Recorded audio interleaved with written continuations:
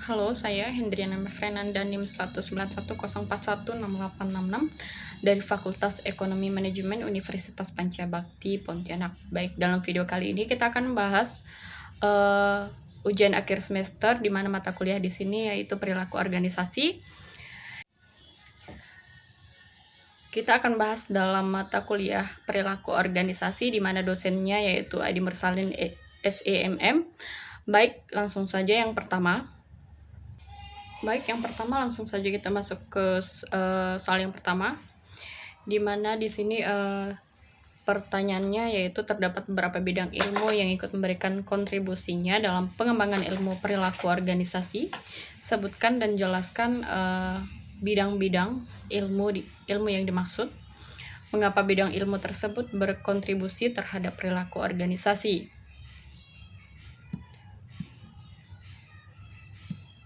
Baik, yang pertama, beberapa bidang ilmu yang berkontribusi dalam pengembangan ilmu perilaku organisasi yaitu sebagai berikut. Yang pertama, psikologi, yaitu ilmu psikologi memberikan sumbangan terhadap perilaku organisasi, terutama dalam hal pemahaman tentang perilaku individu dalam organisasi.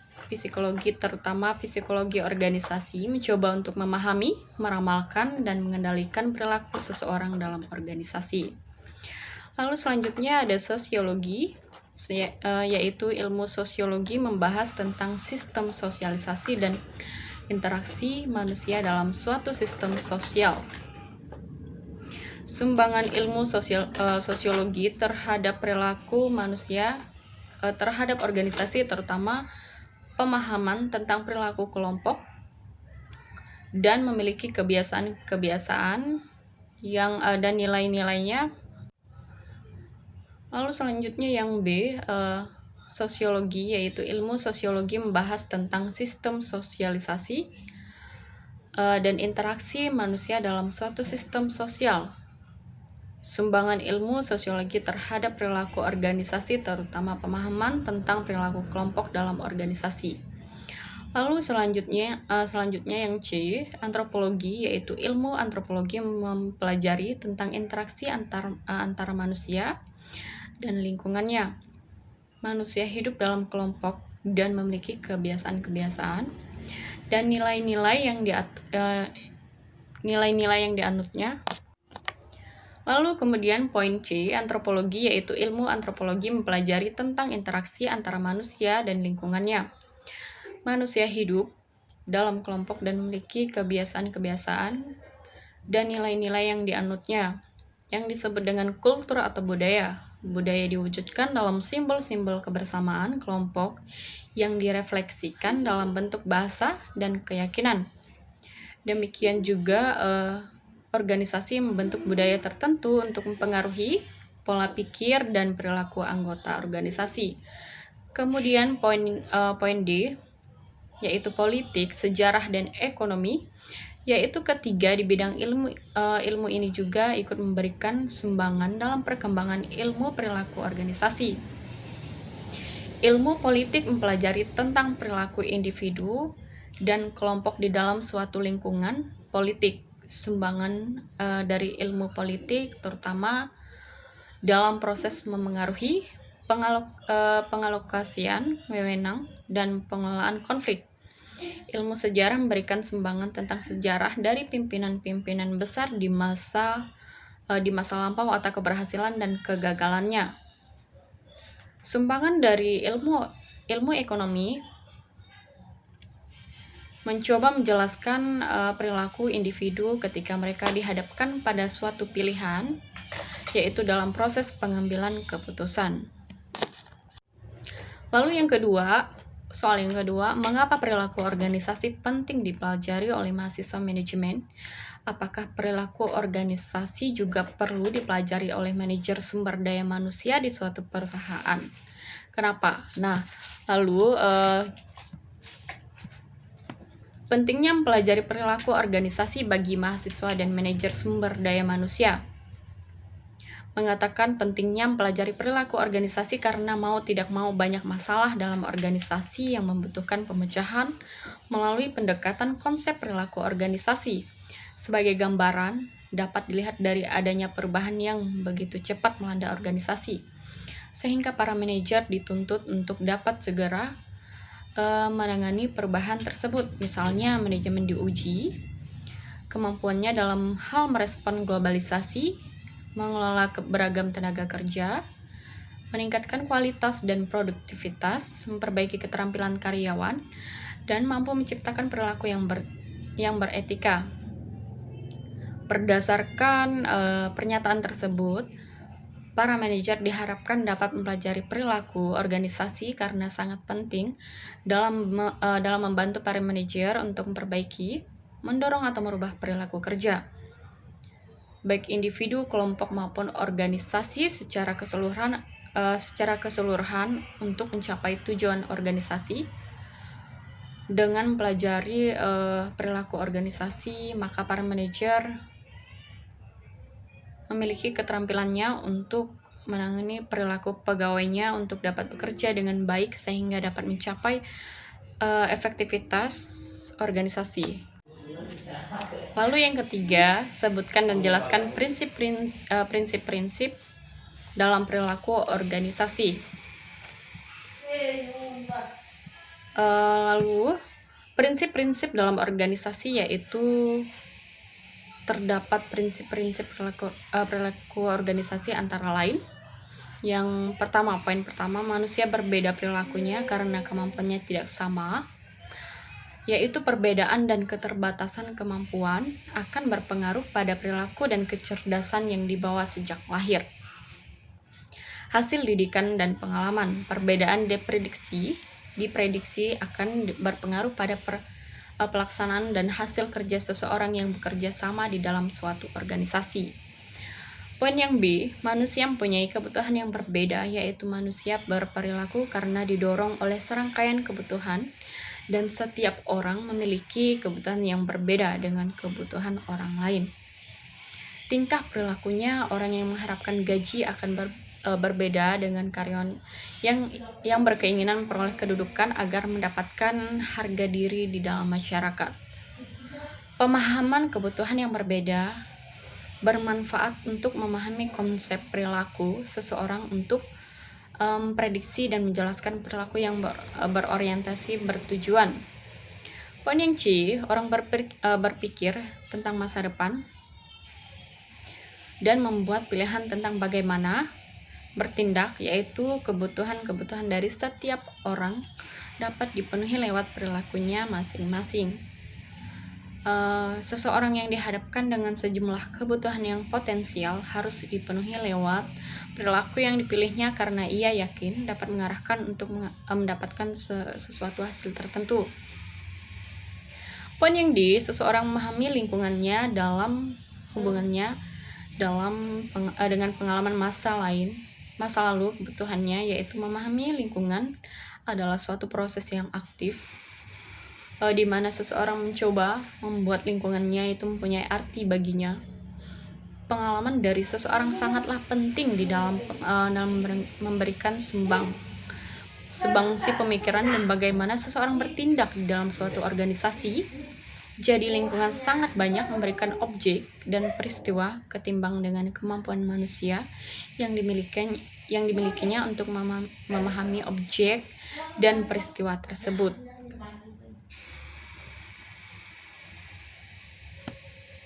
Seseorang itu mempunyai kemudian poin E, seseorang itu mempunyai reaksi senang atau tidak senang, dan ini akan menjadikan seseorang berbuat yang berbeda dengan orang lain di dalam rangka menanggapi suatu hal. Seseorang bisa puas mendapatkan gaji tertentu karena bekerja di suatu tempat tertentu. Orang lain pada tempat yang sama merasa tidak puas. Kepuasan dan ketidakpuasan ini timbul karena adanya perbedaan dari sesuatu yang diterima dengan sesuatu yang diharapkan seharusnya diterima.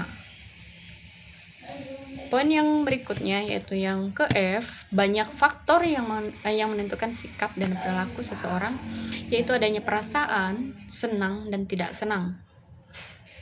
Seseorang bisa senang karena merasa dihargai, diperhatikan, mendapatkan imbalan tertentu karena bekerja, maka dia akan puas sehingga menunjukkan sikap yang baik dalam bekerja atau sebaliknya. Kemudian prinsip-prinsip perilaku organisasi menurut Sofyan dan Gamiwa.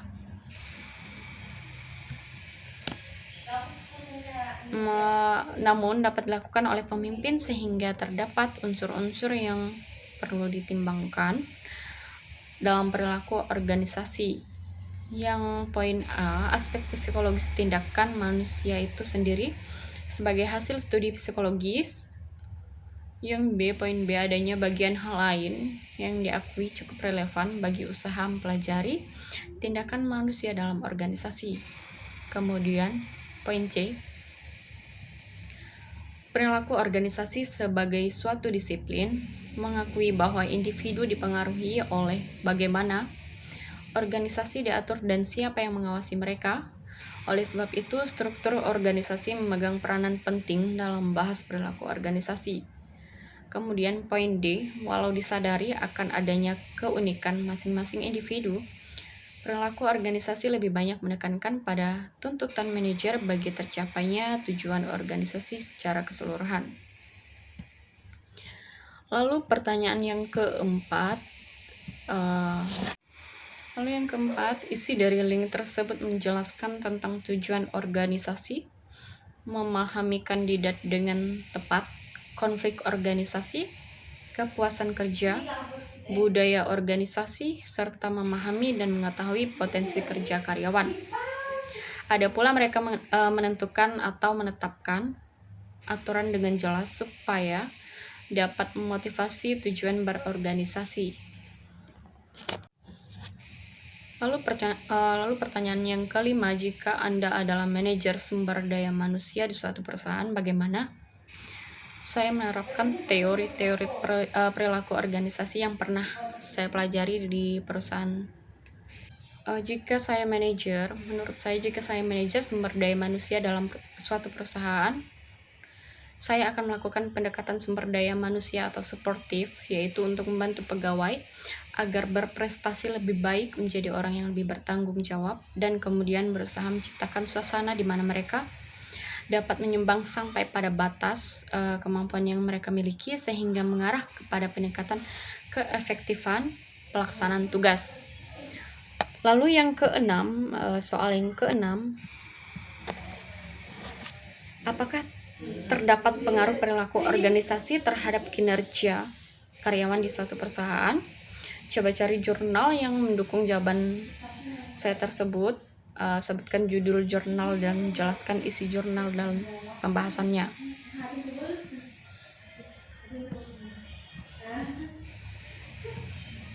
Baik, menurut jurnal yang diteliti oleh Tiur Raja Guguk yang berjudul Pengaruh Perilaku Organisasi Terhadap Prestasi Karyawan pada PT Perkebunan Nusantara 2 atau Persero Medan, prestasi kerja juga tergantung pada dukungan organisasi dalam bentuk pengorganisasian, penyediaan sarana dan prasarana kerja,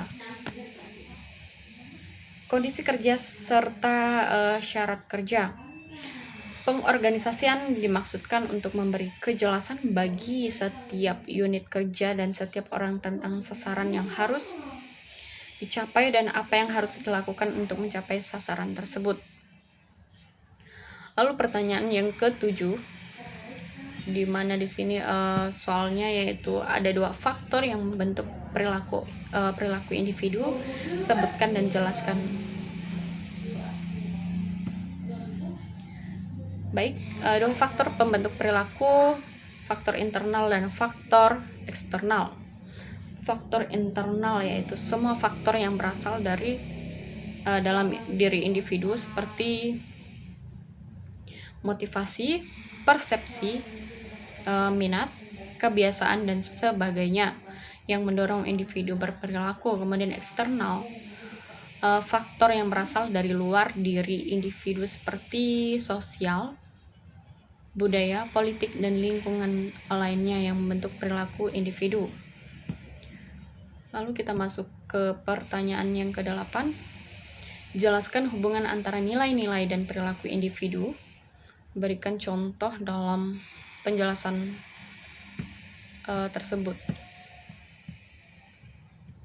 Hubungan antara nilai-nilai dan perilaku individu, yaitu nilai dapat membentuk perilaku individu dalam organisasi, mempunyai peranan penting dalam perubahan perilaku. Nilai dapat mengaruhi pengetahuan, sikap, dan tindakan individu. Dengan perkataan lain, perilaku individu dibentuk dari nilai-nilai yang dianutnya. Semakin bagus nilai yang dianutnya akan berdampak pada perilakunya. Kunci lainnya perilaku dan perubahan seseorang.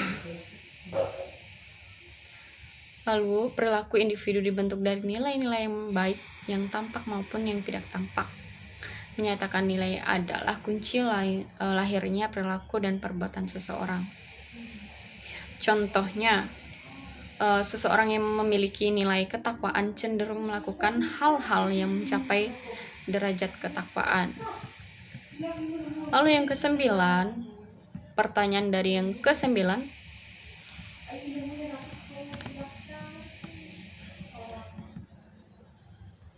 Apa yang dimaksud dengan keberagaman dalam organisasi? Jelaskan jawabannya menurut saya. Baik. Menurut saya keberagaman dalam organisasi adalah berkumpulnya orang-orang dengan karakteristik dan latar belakang yang berbeda dalam suatu organisasi. Lalu yang ke-10, sebutkan dan jelaskan jenis keberagaman dalam organisasi. Baik, jenis dan keberagaman. Poin pertama, ada keberagaman suku bangsa atau yang sering disebut etnik.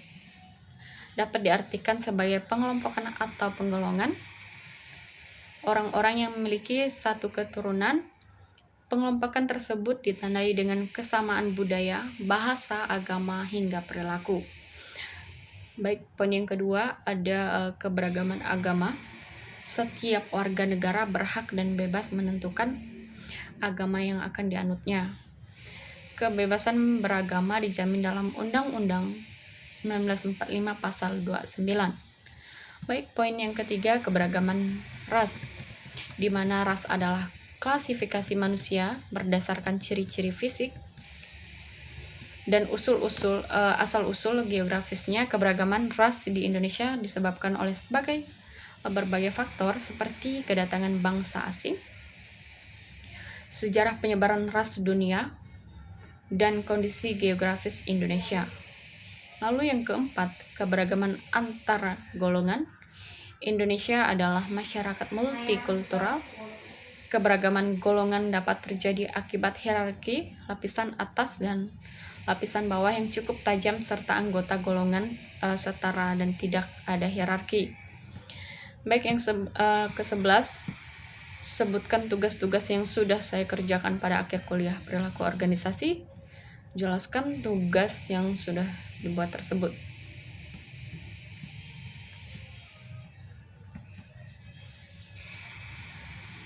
Baik, tugas-tugas yang sudah dikerjakan yaitu meringkas bab 1 sampai bab 6 dan bab 9. Kemudian tanggapan mengenai MBKM dan tantangan dan peluang era disruption. Dari bab 1 sampai 6, tugas tersebut mengenai bagaimana berorganisasi untuk mencapai tujuan dengan kerjasama di suatu kelompok perilaku. Seseorang dipengaruhi oleh kemampuannya. Bab 9 menjelaskan sebuah keadaan di mana seseorang atau kelompok kemampuannya memiliki persepsi yang berbeda dengan pihak lain yang dapat memengaruhi secara negatif dalam pencapaian kepentingan dan tujuan. Sedangkan tanggapan mengenai MBKM yaitu menjelaskan mengenai kampus merdeka yang begitu pesat untuk mahasiswa baik itu negeri maupun swasta. Tantangan dan peluang era disruption menjelaskan keterampilan memimpin di era disruption. Nah, baik, kiranya cukup sekian jawaban dari ujian akhir semester perilaku organisasi ini. Cukup sekian dan terima kasih. Kiranya ada salah kata, mohon maaf. Sekian dan terima kasih.